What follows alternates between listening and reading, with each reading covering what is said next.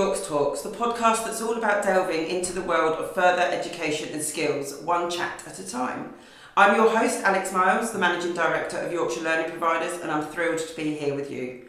YorksTalks is brought to you by Yorkshire Learning Providers, a not-for-profit membership organisation dedicated to supporting the FE and skills sector across all 4 Yorkshire regions, with networking, collaborating, shining a light on successes, sourcing funding and contracts, CPD, provider support, and championing the post-16 education ecosystem and offer. Everything we do is to support social mobility, social improvement, and using post-16 education as a vehicle for positive change. That is why our podcast has been designed especially for our members and stakeholders, providing them with a platform to guest star and share their invaluable experiences across the sector. It's also a space for them to feedback their thoughts on current FE sector policy changes, improvements and challenges. Each episode of YorksTalks will feature thematic and topical discussions aimed at supporting our membership and the wider FE community. We'll deep dive into the issues that matter the most, share insights and explore innovative ideas. So whether you're a seasoned professional in the FE sector, a passionate educator, or someone simply curious about the world of skills and education, this podcast is for you. Get ready for engaging conversations, thought-provoking discussions, and plenty of inspiration. Good morning. Thank you for joining our podcast today. My guest today is Mike Gore, owner and director of Blue Apple Training. Mike and I have known each other, we've just figured out through chatting for over 20 years from multiple training organisations across the region. So it's really, really great to interview Mike today. So welcome to our podcast, Mike, and please introduce yourself. Thank you very much. Yes, I'm Mike Gore, owner of Blue Apple Training. Might sound a little bit rough this morning. Just came back from California on late Sunday night and suffering a little bit of jet lag, but happy to be here. And it's interesting to see your journey, Alex. I think it was over 20 years ago. Yeah. You were working for, I can't remember the organisation, but I think you were one of the admin people, and now you're the, wow, there we go. Now you're the big boss of everything. Of Yorkshire. Yes, yeah. Thank you very much, Mike. And also thank you so much for coming today, jet lagged and and fuzzy headed, but I really appreciate you making the journey over to Leeds today to join us for our YorksTalks podcast. So just first question, as a kind of introduction about Blue Apple Training, who you are, what do you do, what's the story of your setup, and where did you get the name Blue Apple from? Yeah, a lot of people ask that. I think when we set the business up, we wanted to have something that was just a little bit different, and we were coming up with all sorts of weird and wonderful things. And my business partner John saw a visual on the internet, and it was a red apple in some green apples, and it said "Red Apple, stand out from the crowd." And he said, "Why don't we call ourselves Red Apple?" And I said, "Well, if you're a red apple in a bunch of red apples, then you don't stand out from the crowd, do you?" And to this day, we still debate who actually came up with the blue. My wife said she came up with it. John said he came up with it, and I said I came up with it. But so you can imagine who wins. My wife. Yeah, always. Wins. And so we were going to register the name with the accountant, and we said let's go with Blue Apple and see what we think. And if we don't like it, we can change it. But we wanted something just a little bit different and simple, that was easy to spell when you're giving out email addresses. And and our logo is Blue Apple, stand out from the crowd. Love that story. So, let's delve into what do Blue Apple do? Yeah, so predominantly we are helping unemployed people get back into work. Yeah. So we work with the adult education budget, which has changed now, hasn't it, to the Adult Skills Fund, yes. We initially started working with Kirklees College, with a lady called Dawn Leake, who helped us set up, and they gave us a small little pot of funding, and we worked very closely with Best over in Leeds. Oh, blimey. That turned into Serve very quickly. Nice little story. Best were the founding provider of West Yorkshire Learning Providers. Oh, wow. Yeah. So we got very lucky really, because Best gave us a room in their offices in Leeds to deliver out of, and we were helping all of their customers. And they said, we'll give you a trial and we'll let you do one course. Right. And I think we stayed there almost a couple of years. Is that when they had New Deal? Was that the New Deal programme? Yeah. Yeah. No, I think it was when it went to work programme. Oh, right, okay. So we did one programme, and halfway through the feedback from the learners was really good, and they said, can you do another one? And then awesome. we were doing 2 at once, and then we had to start taking staff on, and we were very lucky because we had a real kind of ease into the business. Yeah. Because they gave us their office space free of charge. The college printed all of our stuff for us. Oh, awesome. So that was our kind of first contracts. Since then, we've worked with Leeds City College, we've worked with Leeds City Council, we're working with yourselves on a couple of different projects.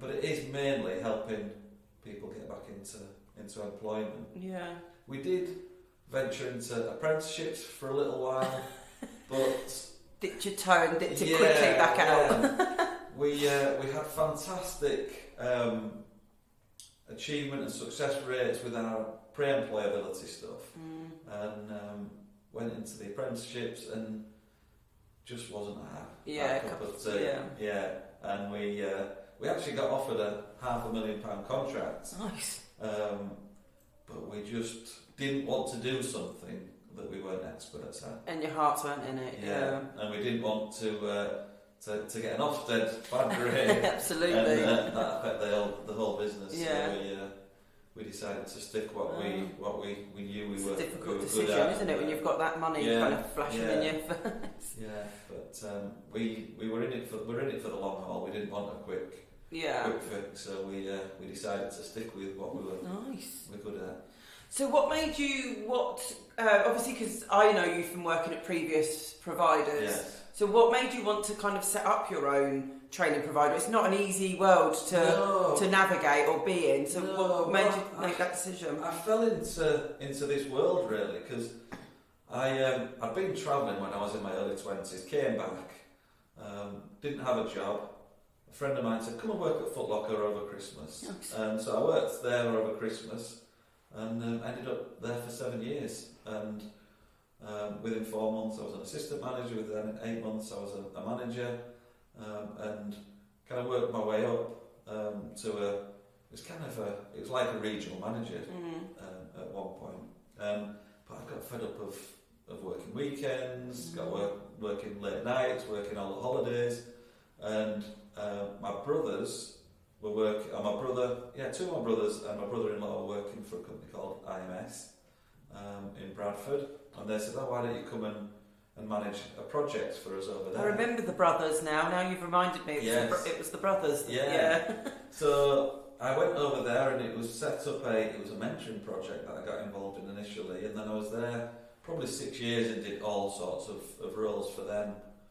And then the brothers set up another organisation, and I went to work for them for 7 years. And it got to a stage where I'd kind of done all sorts of roles, and I just felt I wanted to do something for myself. I wanted to set a business up where I had the autonomy to go the extra mile and do what I wanted to do. And my business partner, John Perrin, he'd been a teacher previously, and he'd seen lots of delivery and thought, actually, we could do something where we could really help. It was at the time where the work programme had just come into play, and I was visiting lots of employers saying, look, we've got people on our books that we can help with your recruitment, and they'd say, if you've got people that've got X, Y and Z skills, send them our way. So I'd go back to the offices and say, look, we've got these opportunities, send me people with X, Y and Z skills, and I was getting people with A, B and C skills, and I wasn't able to match. So I was actually sat in Poundland head office, and we were discussing that we were going to deliver some programmes for them, and I thought, do you know what, I could do this. And so we decided that we would set something up where we could deliver programmes personally ourselves, myself and John, where we would find out what skills employers wanted, and we would provide those skills. And so I spoke to Kirklees College with the idea, and they said, yeah, we've got a pot of funding that we need to spend. It was May of 2012, and we thought, let's take the leap of faith, and nearly 12 and a half years later, we're still going. Love that. It was a tough decision to make. Yeah. I was at a good provider. I was enjoying working there. I had a decent salary and a company car, and that security as well. I guess. Security, yeah, I was working with my brothers, and I had that security. But I just thought I wanted to do something where I could make my own decisions, and if we wanted to go that extra mile to help individuals, then we could. And I had that autonomy to do so. Love that story. Yeah. So, what do you think, in terms of what you've done in Blue Apple, are you kind of most proud of? And you've talked a lot about that kind of matching and working with the unemployed. Yeah. Where do you think your kind of biggest pride comes from running your own training provider? I think from helping people. That was our main drive was helping people, and that's what I get my main the most pride out of is helping people. And over the 12 and a half years, we've helped, I would say, at last count it was over 6,000 people back into employment. But it's not just about employment. I think for me it's about changing people's lives. Yeah. It's about giving people that confidence that actually they can better themselves. They can go out there, and whether it is a job they're wanting, whether it's education they're wanting, and I think I've had people where they've said, Mike, this has been the best 3 weeks of my life. And I'm like, really? How is a course being the best 3 weeks of your life? And then when you dig a little bit deeper, they've never had people that have really genuinely cared about them and listened to them and invested in them and believed in them. Wow. And that's not me. It's the staff that we've got. Yeah. So I think that the most pride is helping people. Yeah.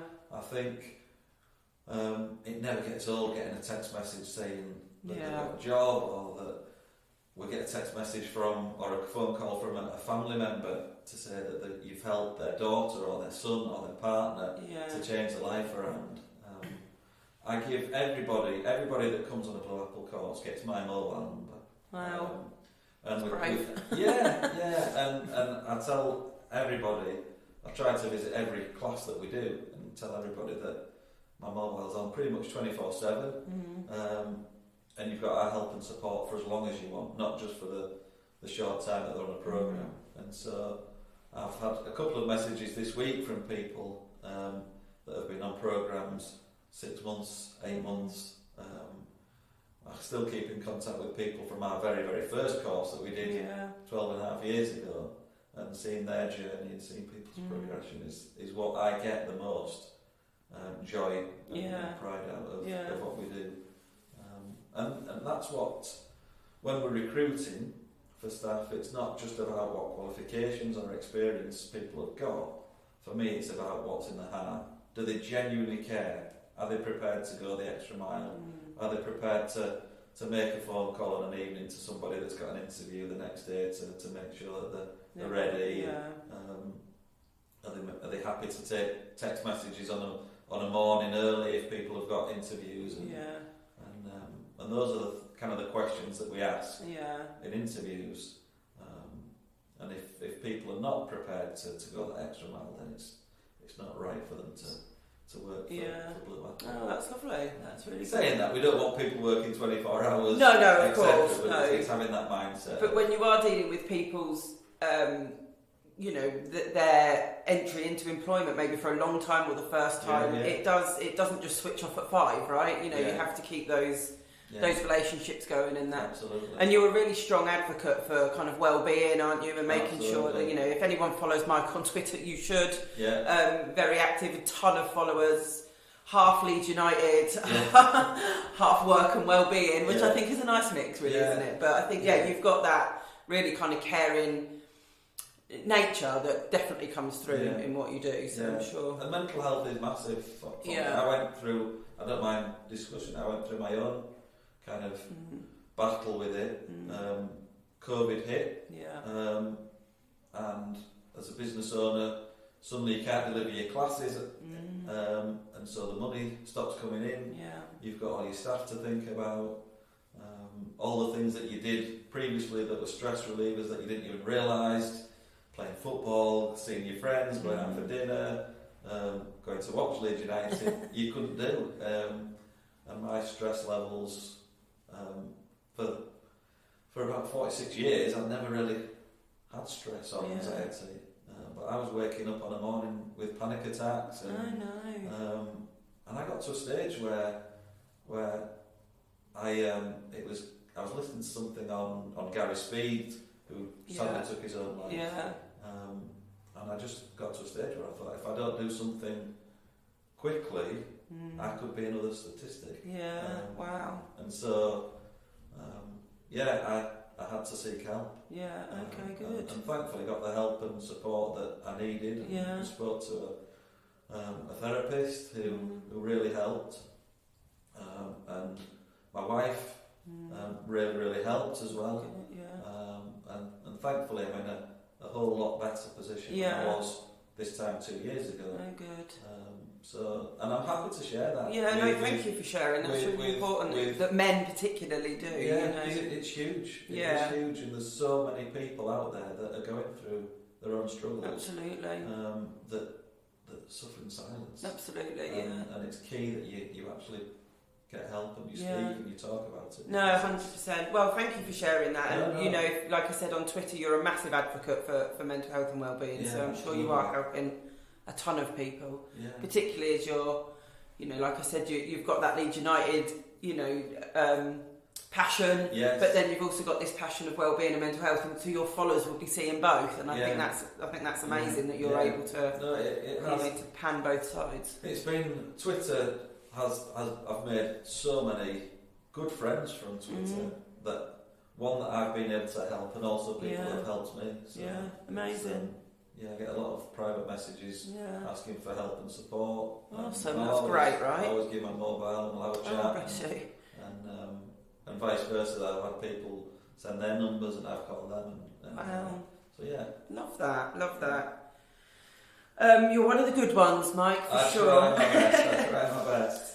So what do you think, if we take it back to Blue Apple and, running your, successful training organisation, quite frankly, there's not many that can make 12 and a half years in the, twisty-turny world of employability and working with the unemployed. So it's an absolute kind of success that you've done that. What do you think are your kind of critical success factors or skills that you've got that have maintained? Because I think you've got to be quite wacky to work in the world of FE, because it's the unknown, it's the constant change, it's the ups and downs. But what do you think your kind of skills or expertise or special gifts are to keep your business going? I think that's a good question. That is a good question. I think empathy and support, definitely, like we've just talked about. I think probably the fact that we are small enough to be nimble. If we if there is a change, we can change quickly. We're not huge. We've got 10 staff that we have employed with us. Our biggest, we had I think 26 staff. So we've always we never wanted to be huge. We always wanted to be small enough that there was still that family feel, still that personal touch. So I think that's helped. I think if we were huge and COVID had hit, and you've got 10 offices, then that would have probably killed us. We've always been frugal. Yeah. So we always we'd always put money away for a rainy day. We didn't think it was going to be a rainy couple of years, but and we were very, very close, probably 18 months ago, to going bust. Right. And it is genuinely thanks to you guys that you've saved us, because of the contracts that you've helped us win and the contacts that you've provided. That did genuinely save us at a time where we were really struggling. Yeah. And I think the fact that we have always done a good job. We've never been a bums on seats organisation. It's about the individual. So when it's about the individual, you get good feedback. Yeah.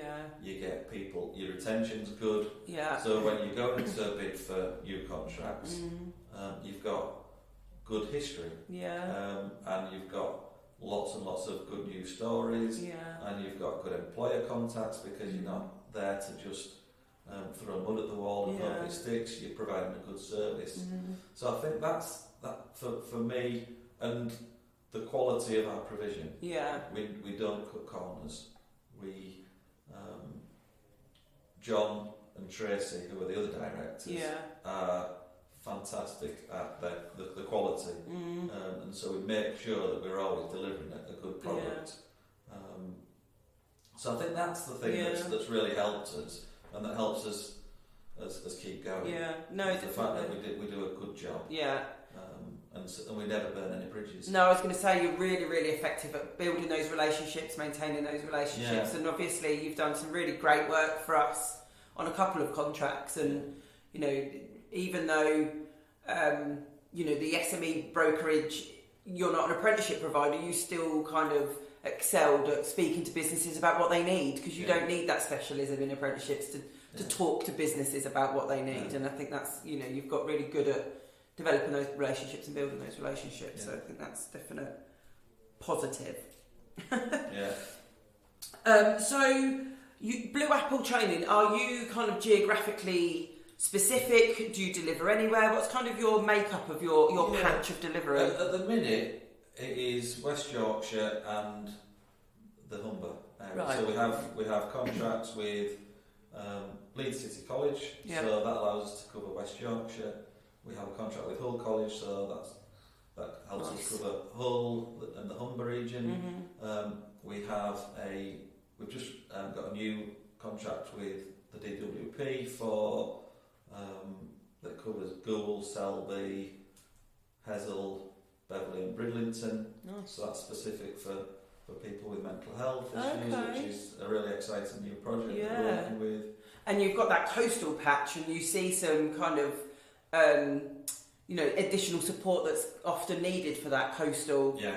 Coastal and rural is very different to urban, isn't it? In terms of what they can access and how quickly they can access that support. So that's really great that's in that area. Yeah. So previously we had contracts over in the Greater Manchester area, and we've worked as far as down as Brighton and London. But at the moment it is our funding is for West Yorkshire and Hull and the Humber region.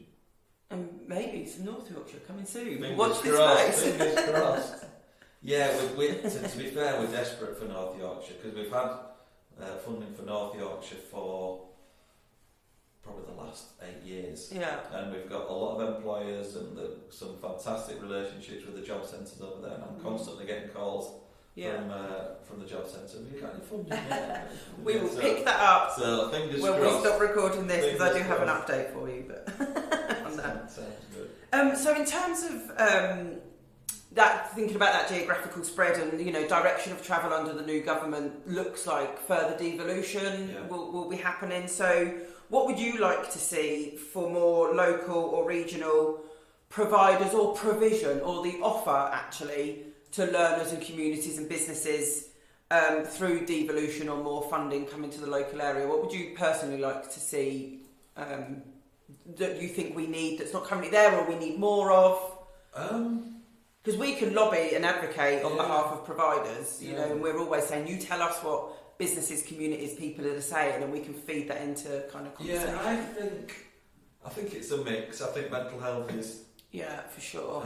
Mental health well-being is a huge thing. I still think there's a huge need for employability. Right. Okay. I know. Do you think it's just the generic employability? Do you think it needs to be more tailored to kind of sector-specific employability or industry employability? I think there's still.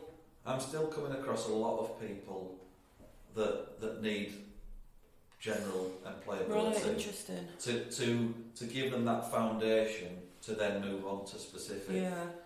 We're still seeing lots of people that are still lacking in confidence, don't know how to create a CV, don't know how to send a cover letter. Right.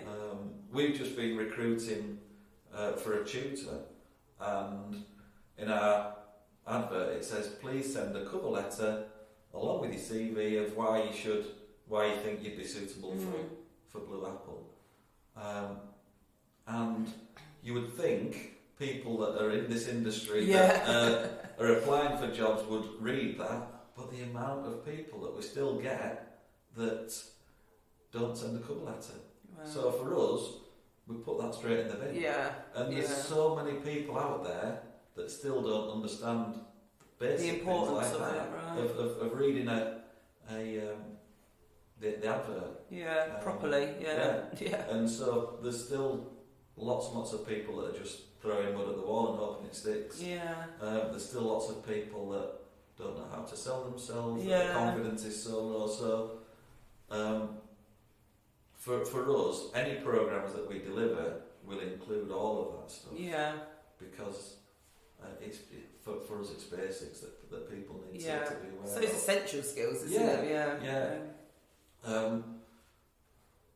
ESOL is a huge. It's huge. It's huge and frustrating. Yeah. Because it should be so accessible to those that need it, but there's so many complications of being able to access ESOL funding, or and there's just not enough funding to do it all. I absolutely agree with that, and I think what we've really been pushing for is contextualised ESOL. So don't just do the generic ESOL quals, but let's talk about ESOL in manufacturing, ESOL in health and social care. Because that's what businesses are telling us. You're hearing the same that biggest barrier to growth, to productivity is the English speaking barrier. Yeah. But so if we could just contextualise it, I think that'd be an absolute game changer. And I keep taking that to some of the combined authorities, and it's like, oh well, we need to make sure it's going through the right funding streams. It's just frustrating, isn't it? Because we see it as such a, and that's not kind of. I was quite shocked when we did some research in North Yorkshire, because I just wasn't assuming that ESOL was going to be an issue in North Yorkshire. We know it's a huge issue in West Yorkshire, but actually they're facing the same barriers in some of the areas in North Yorkshire, particularly manufacturing and social care. So definitely think we can do more for kind of lobbying and advocating for better and more ESOL. I think, for sure. Very good point. Kelly will be very pleased you brought that up. She's on an ESOL one woman mission at the moment. It's huge, isn't it? Particularly in West Yorkshire. Yeah. And we're seeing it in Hull and Grimsby and Scunthorpe as well. Yeah. Interesting. Yeah, no, that's great. And I think that is the beauty of devolution. Do you agree with devolution? Yeah. Did you ever have any of the national contracts? Yes, we did. Yeah, we had a contract for 3 years with the national, which was great, and unfortunately, when it was devolved, we weren't successful in our own. Well, it just shrunk, didn't it? Massively. The pool of provision. I think face to face is key. As well. Certainly for the clientele that we're working with, unemployed. Is massive.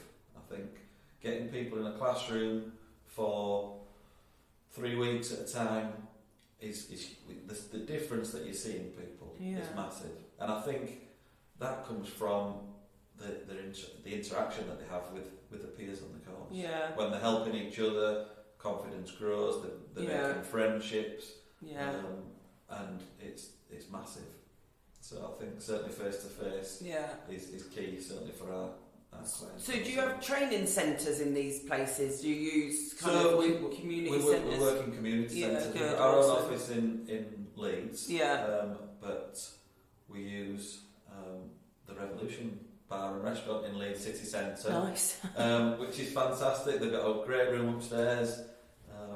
In Scunthorpe we use the Central Community Centre. Yeah, great. We use the Quaker Meeting House in Hull. Okay. So yeah, we try to deliver our courses centrally in community centres or hotels or restaurants or bars that are easy accessible. Yeah. Well, and also you're putting it back into the community, right? And that's that social value kind of aspect. I know Kelly on Skills Connect that you deliver on, one of our deliverers for. She's doing a whole piece around how we've not only supported over 950 people through health and social care pathways, but how we've also the amount that we've put back into the communities in terms of community centres, community outreach, conversations with peers, things like that. And I think that's really important. Not to dismiss about how important that is in terms of that putting back. So I think that's really really good. So what are what's one of your greatest personal achievements to date? Kind of maybe outside of work, because you've talked a lot about your pride in work, but what have you taken as your biggest kind of... I guess you have to say your children. But yeah. I think also for the audience, I think it's massively awesome that both your children are studying in California, which I think is a great achievement. Utah. But yeah, I think my greatest achievement out of work, I think probably still being married. Well, that's probably my wife's greatest achievement, putting up with me. But no, I think my greatest achievement is just helping people. Yeah. Is that kind of inner passion that I've got for helping people, whether it be in work or out of work. I just love helping people. Well, that definitely comes through. So. No, thank you. So we've talked about the fact that you've been delivering some health and social care provision through our Skills Connect contract, which has been hugely successful across West Yorkshire. Over 950 people have been through. So can you just share some of the provision that you have been delivering for us, and what have been some of the successes in terms of that health and social care piece? Because it's such a priority area for most regions, and I think West Yorkshire are doing some really brilliant things through the Skills Connect programme. So we, to be fair, I've not had an awful lot of dealings with the actual delivery side of it. That's John's side of things. But we've had a lot of success with getting people onto programme. And you're delivering the passport for us, aren't you? We're delivering the passport. But we're having... Every course that we have has guaranteed interviews at the end of it. Awesome, yeah. We've got a really good connection with a lady at Yorkshire Care who she'll come in as part of the programme and she'll do a session of what it's like working in care. She gives kind of warts and all. And then she'll also interview everybody from there. But yeah, I think the success that is seeing the confidence in people that come from the programme and seeing people move into work after being on that programme. And we talk, because I'll go and do the kind of the initial information session usually with people. And we talk about and giving people an education of what it's like working in care. And actually it's not just about wiping bums. There's so many other opportunities to working in care. From taking people to the pub, to taking people to watch rugby games, to taking people to doctor's appointments, to helping people clean the homes, to help cook for people. So we have contacts with lots of different opportunities, not just going into people's homes and kind of wiping bums, which I think has a bit of a stigma of that's what it is. So when you sat there and you're telling people about all the different opportunities that there is in care, and seeing people's kind of faces light up and thinking, oh, that sounds good. And then they come on the programme and then we get them interviews and they're going into work. That's fantastic to see. Good. It's been a great programme, and thank you for being one of our partners on it. We have got a big celebration event happening in January. Good. I don't know if I was meant to say that. Sorry, Kelly, if I wasn't meant to say that. And then we talked about your kind of engagement with businesses, and you were one of the delivery partners on our SME brokerage. I think that comes to an end of October, I think, doesn't it? Yeah.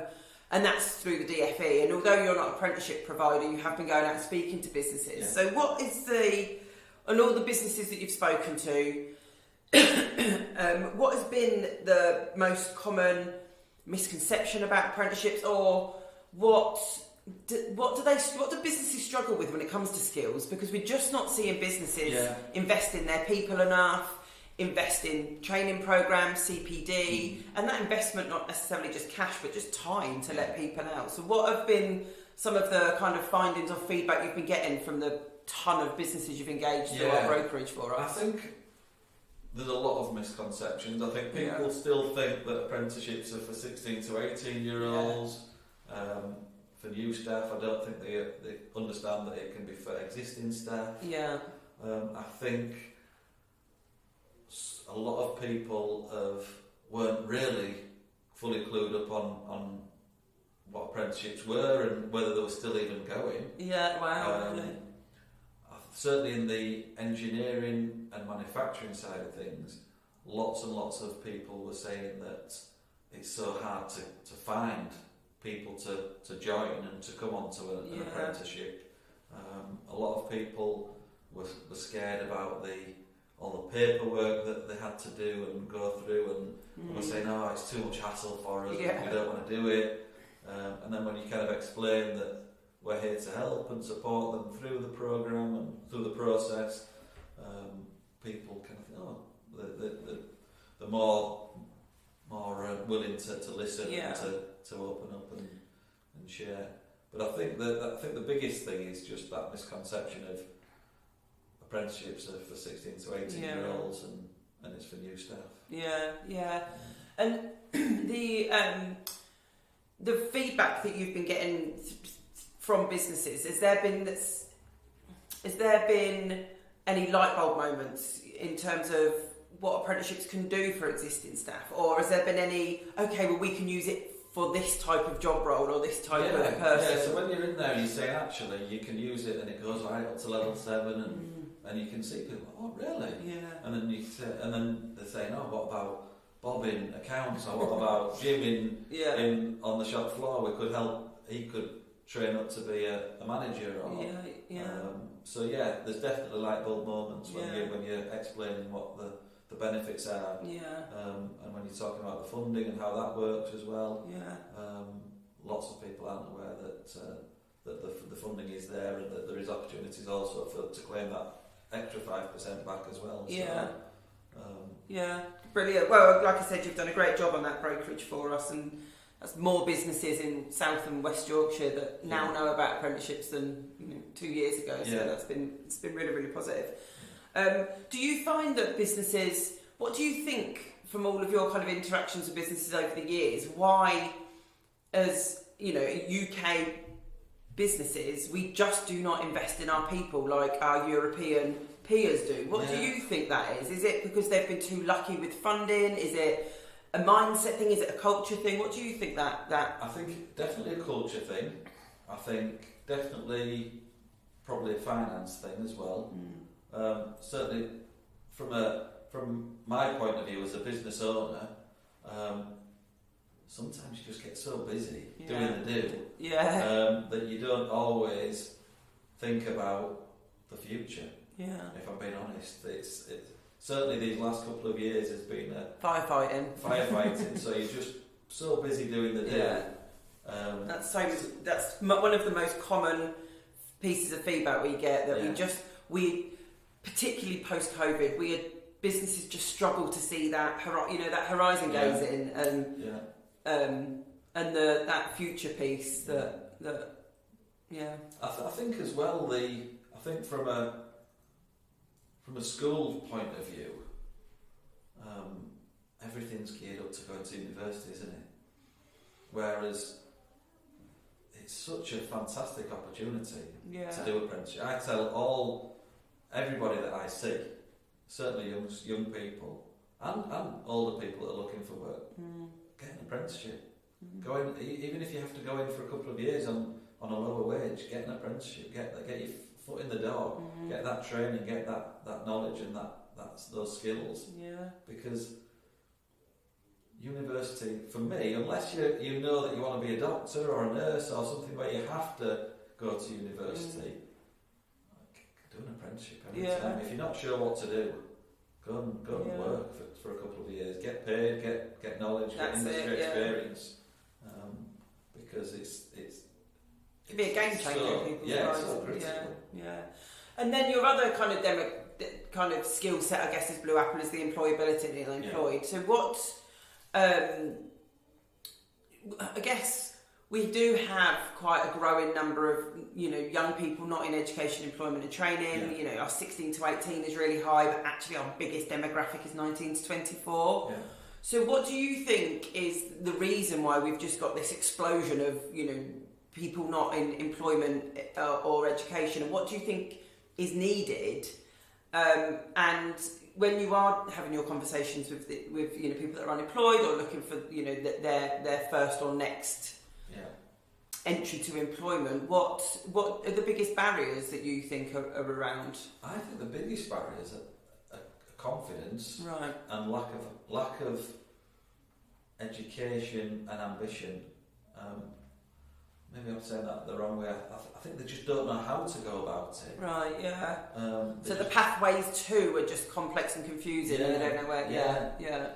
I think as well, COVID has probably not helped, because lots of people for a couple of years were sat not doing an awful lot. Yeah. And kind of got used to that. But I think kind of confidence in themselves, that self-confidence and that self-belief of thinking, I can't do this, I don't know how to do this. We had a young lady that was on our course a couple of weeks back, and she's coming up 20, she's going to university, but she'd never had a job. She didn't really know how to go about getting a job, and she's been on a programme with us, and we've helped her with her confidence, we've helped her with her motivation, we've helped her with her self-belief. And she's gone for an interview this week with Smith Toys and got the job. Oh, wow. And so she'd sent a message to Robin, one of our tutors, saying how grateful she was, because she'd always felt behind, and some of her peers had got jobs, and she'd never been able to get a job. Yeah. And she didn't really know how to go about getting a job. So that help and support and that self-belief to help people get and know how to go about getting a job is massive. And how do we overcome that? Like, how do you help somebody's confidence and self-belief? Is there tricks and tips? Is there particular programs they could go on? And do you think that at a local level more of that needs to be focused on funding, what we can do locally, instead of it all being about get qualifications, get your level 3s? Do you think that we need to do more around that, that confidence and self-belief and resilience? Absolutely. Certainly for that age group. And I think this may be a little bit controversial, but I think people should be mandated to go on to programme. If they've been unemployed for a certain amount of time, they need to be mandated. Well, and I think they are being mandated onto programmes like Restart and things like that. But if you're giving people the option, do you want to go on a course? No, I'm alright, thanks. It's the same as you walk into a shop, get in and help, you're automatically no, I'm alright, thanks, I'm just looking. But I think it's about being cruel to be kind sometimes.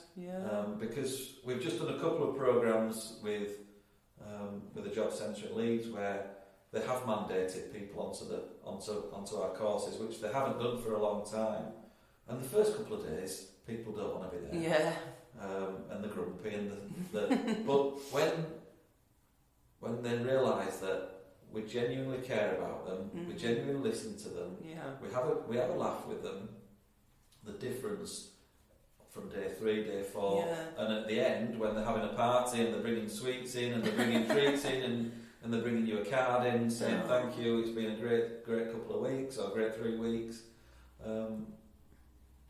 is needed, because people are scared to volunteer to come on programmes. Yeah.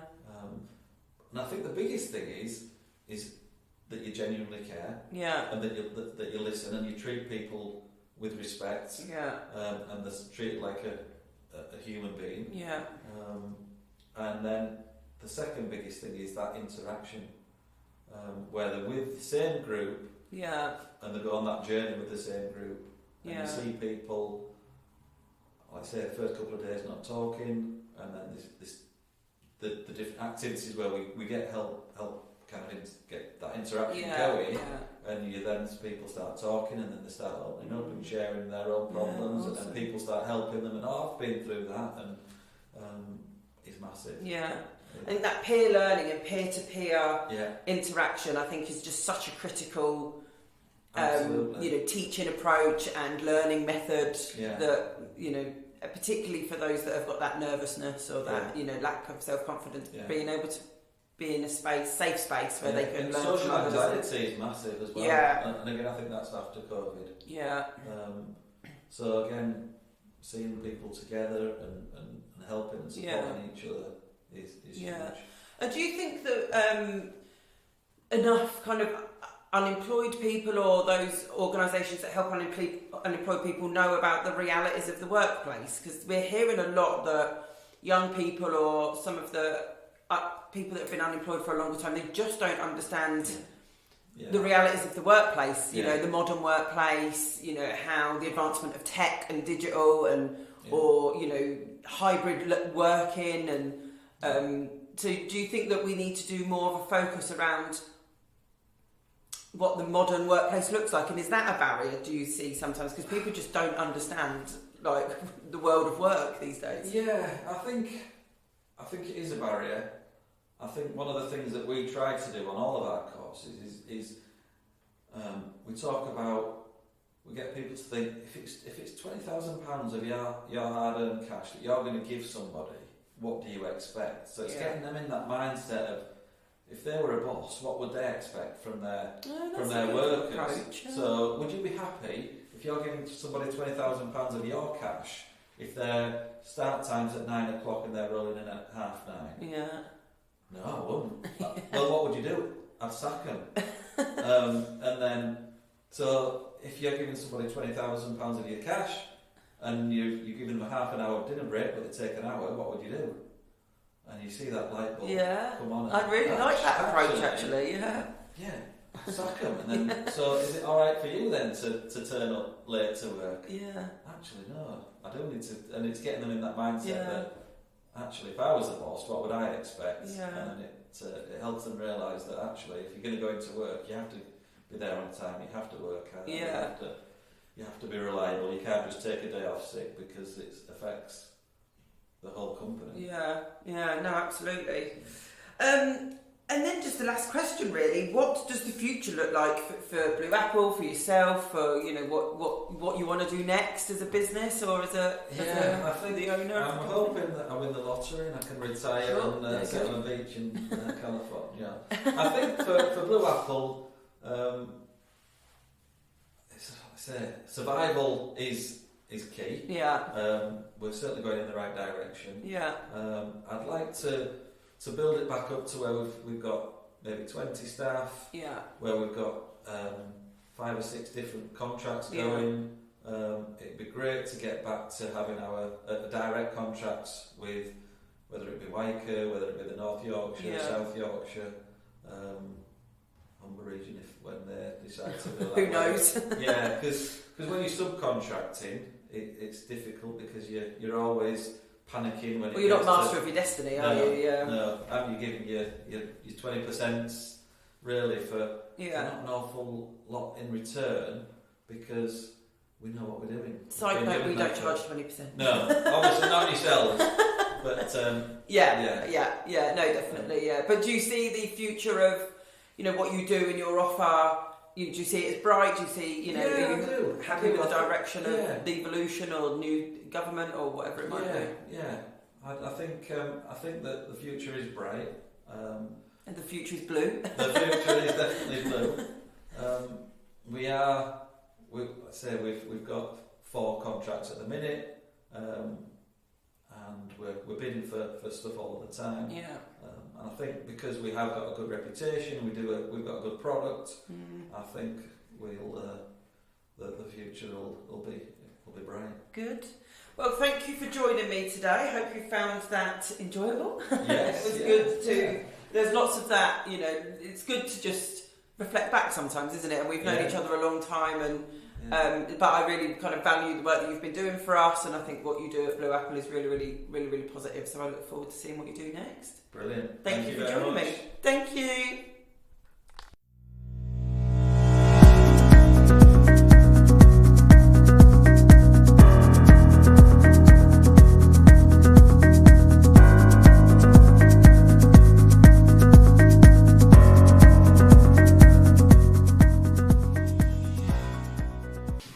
Welcome to YorksTalks, the podcast that's all about delving into the world of further education and skills, one chat at a time. I'm your host, Alex Miles, the Managing Director of Yorkshire Learning Providers, and I'm thrilled to be here with you. YorksTalks is brought to you by Yorkshire Learning Providers, a not-for-profit membership organisation dedicated to supporting the FE and skills sector across all 4 Yorkshire regions, with networking, collaborating, shining a light on successes, sourcing funding and contracts, CPD, provider support, and championing the post-16 education ecosystem and offer. Everything we do is to support social mobility, social improvement, and using post-16 education as a vehicle for positive change. That is why our podcast has been designed especially for our members and stakeholders, providing them with a platform to guest star and share their invaluable experiences across the sector. It's also a space for them to feedback their thoughts on current FE sector policy changes, improvements and challenges. Each episode of YorksTalks will feature thematic and topical discussions aimed at supporting our membership and the wider FE community. We'll deep dive into the issues that matter the most, share insights and explore innovative ideas. So whether you're a seasoned professional in the FE sector, a passionate educator, or someone simply curious about the world of skills and education, this podcast is for you. Get ready for engaging conversations, thought-provoking discussions, and plenty of inspiration. Thank you so much to our guest speaker today and for tuning into YorksTalks, where every conversation is a step forward in shaping and shining a light on the future of the further education and skills sector across Yorkshire. Have a great day. Thank you.